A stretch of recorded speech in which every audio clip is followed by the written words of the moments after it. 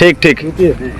और ये सरदार वल्लभ भाई पटेल की प्रतिमा पर पुष्प अर्पित करते हुए माननीय विधायक जी 11 साल बाद एक पखवाड़ा या एक महीने ये सरदार पटेल जयंती मनाने का नोटिफिकेशन जारी क्यों?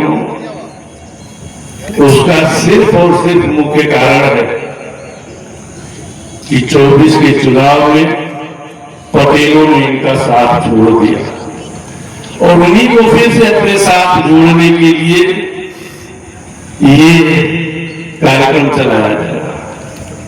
अपनी धुंधली दुनिया को छोड़िए और स्पष्ट दृष्टि का जीवन चुनिए। आंखों की हर समस्या का विश्वसनीय समाधान अब आजमगढ़ में। ग्लोबल आई केयर, जहां अत्याधुनिक तकनीक करुणापूर्ण सेवा से मिलती है। संपूर्ण और व्यक्तिगत नेत्र देखभाल के लिए हमारे विशेषज्ञों पर भरोसा करें, जो आपकी दुनिया को बेहतरीन फोकस में लाती है। यहाँ doctor Atiya Praveen MBBS MS AMU द्वारा फेक और ग्लूकोमा की विशेष सर्जरी उपलब्ध है। पूर्व में इंदिरा गांधी आई हॉस्पिटल अमेठी के senior consultant doctor Atiya Praveen अब global eye care, Shahjahan house निकट सोगरा सोनोग्राफी, बिलरिया की चुंगी, आजमगढ़ में अपनी विशेषज्ञ सेवाएं दे रही हैं। अपॉइंटमेंट के लिए सोमवार से शनिवार सुबह 10 से 2 और शाम 3 से 6 बजे के बीच संपर्क करें। कॉन्टैक्ट के लिए संपर्क करें 9219041732 9118889429।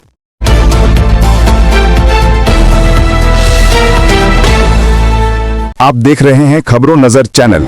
खबर यूपी के जिला आजमगढ़ से है, जहां इटली में सरदार पटेल जनहित सेवा समिति की विशाल सभा संपन्न। सैकड़ों लोगों ने की सहभागिता। आजमगढ़ जनपद के सगड़ी तहसील क्षेत्र अंतर्गत ग्राम सभा इटली में सरदार पटेल जनहित सेवा समिति के तत्वावधान में एक विशाल जनसभा का भव्य आयोजन किया गया। सभा में पटेल समुदाय के सैकड़ों लोगों की उपस्थिति ने कार्यक्रम को ऐतिहासिक बना दिया। कार्यक्रम की अध्यक्षता अभिमन्यु सिंह पटेल ने की, जबकि मुख्य अतिथि के रूप में सपा विधायक सगड़ी डॉक्टर HN पटेल उपस्थित रहे। मुख्य अतिथि सपा विधायक सगड़ी डॉक्टर HN पटेल ने कार्यक्रम को संबोधित करते हुए लौह पुरुष सरदार वल्लभ भाई पटेल के जन्म दिवस के अवसर पर उनके राष्ट्र निर्माण में अद्वितीय योगदान, कर्तव्यों, जीवन मूल्यों और त्याग की विस्तृत जानकारी दी। उन्होंने उपस्थित जनसमूह से आह्वान किया कि वे सरदार पटेल के पदचिन्हों पर चलें, समाज में एकता और आत्मसम्मान को बढ़ावा दें तथा अपनी पहचान और गौरव को बनाए रखें। कार्यक्रम में संगठन के निदेशक जितेंद्र सिंह पटेल ने अपने संबोधन में कहा कि ये संगठन समाज के गरीब, पीड़ित और वंचित लोगों की सेवा के उद्देश्य से गठित किया गया है। शिक्षा और स्वास्थ्य जैसी मूलभूत सुविधाओं से वंचित परिवारों को सहयोग एवं सहायता प्रदान करना समिति का मुख्य लक्ष्य है।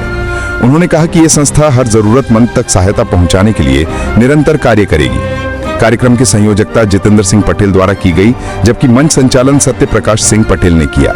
संचालक ने अपने संबोधन में समाज के विकास, एकजुटता और उत्थान पर महत्वपूर्ण विचार प्रस्तुत किए और लोगों को संगठन से जुड़कर समाज हित में कार्य करने का आह्वान किया।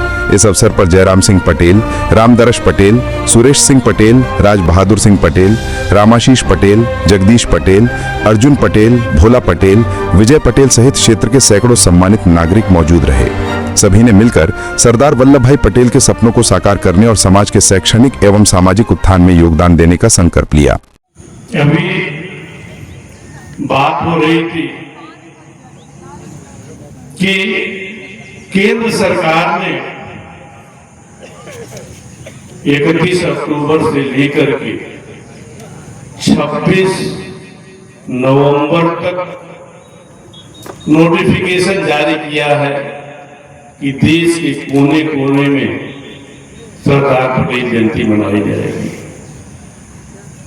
ये हमको आपको विचार करने की बात है कि आखिरकार ये नोटिफिकेशन 11 साल के शासनकाल में पहली बार क्यों हो? आप लोगों को मालूम होगा कि जब सरदार पटेल की प्रतिमा गुजरात में लगनी थी तो प्रत्येक गांव के कोने कोने से एक एक आदमी से, किसी से हंसिया, किसी से खुरपी, किसी से फावड़ा लेकर के उनके मनोभावनाओं से खेला गया कि आपके इसी लोहे से सरदार पटेल की भव्य प्रतिमा का निर्माण किया जाएगा और जो लोग लोहा दिए हैं उनका नाम उस संग्रहालय में अंकित किया जाएगा। सारे पटेल भाव विभोर होकर के अपना सब कुछ न्यौछावर करके एक सूत्र में पिरो करके साथ दिया, लेकिन वो लोहा कहाँ गया, वो नाम कहाँ गया? मूर्ति बनी तो चाइना से बन गया। और दूसरा वाक्य बताता हूं कि एक सरदार पटेल के नाम पर किसी तरह एक स्टेडियम का नाम रखा गया था, उस स्टेडियम के नाम को भी बदल करके अपने नाम कर लिया गया। तो सवाल हमारा वही का वही कि 11 साल बाद एक पखवाड़ा या एक महीने ये सरदार पटेल जयंती मनाने का नोटिफिकेशन जारी क्यों? उसका सिर्फ और सिर्फ मुख्य कारण है कि 24 के चुनाव में पटेलों ने इनका साथ छोड़ दिया और उन्हीं को फिर से अपने साथ जोड़ने के लिए ये कार्यक्रम चलाया जा रहा है।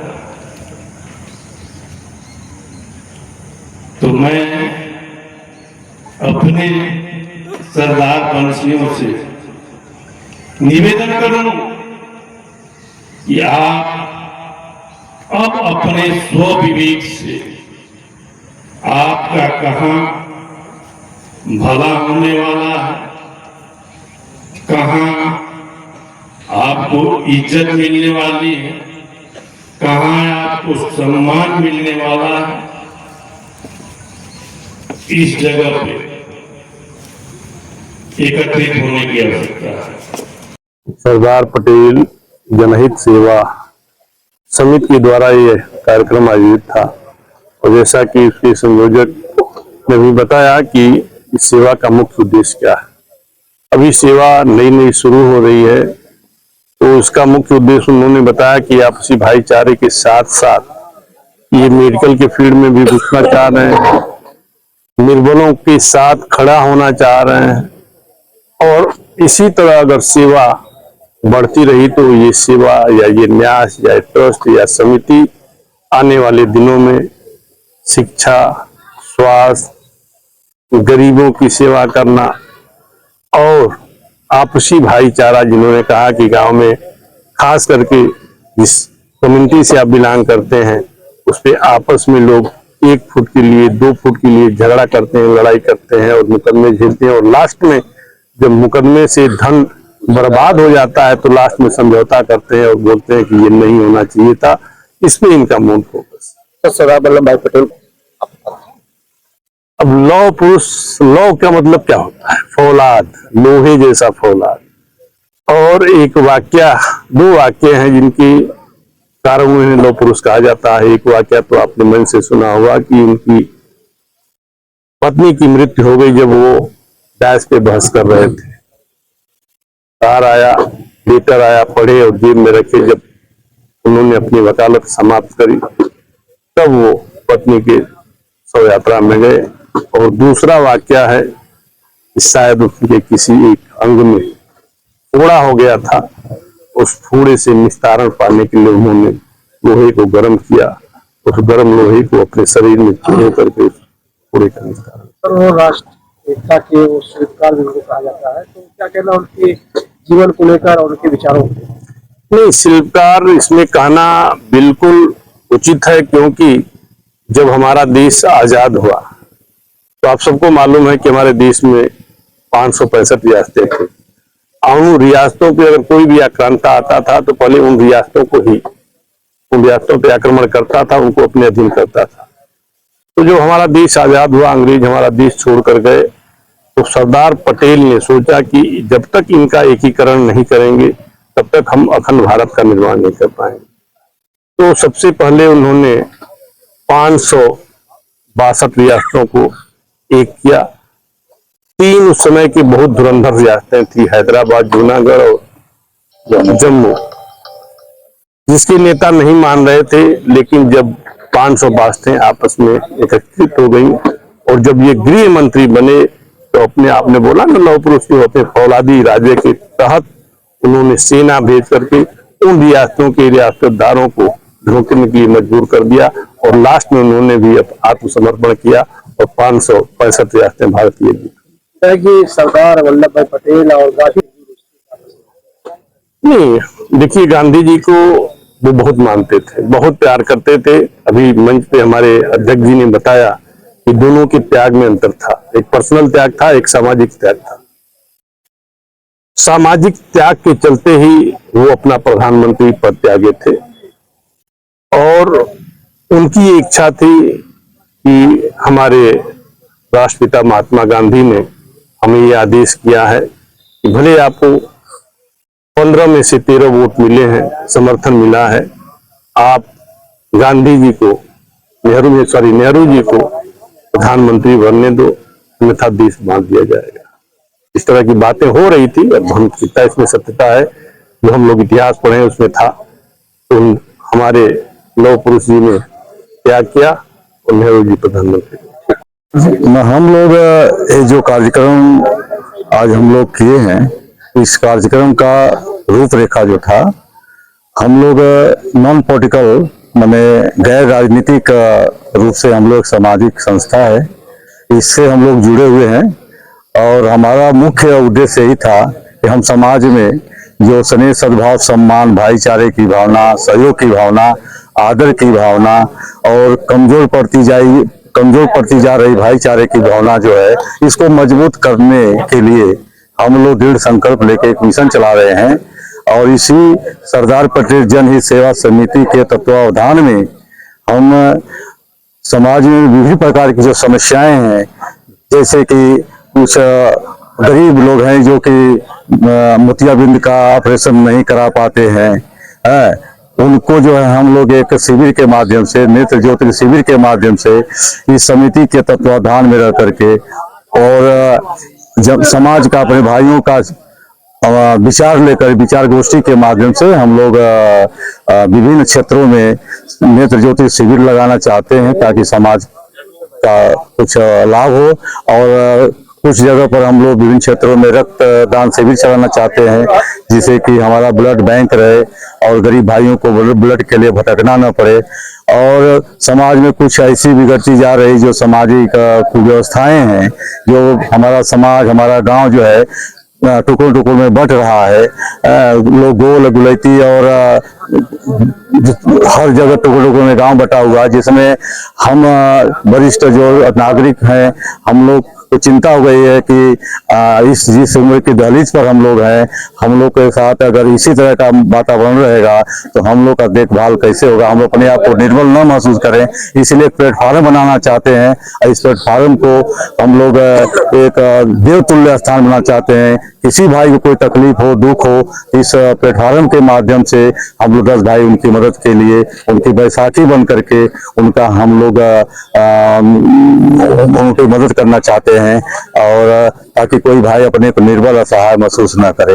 हमारा कोई राजनीतिक उद्देश्य नहीं है, हमारा कोई धार्मिक उन्माद नहीं है, हमारा कोई किसी से कोई बैर नहीं है, न हमें कोई लोभ है, न लालच है। हम लोग निस्वार्थ भाव से इस समिति के माध्यम से हम लोग जनता के बीच में रह करके सेवा भावना से जोड़ना चाहते हैं ताकि हमारा समाज में सामंजस्य बना रहे। लौह पुरुष और इसी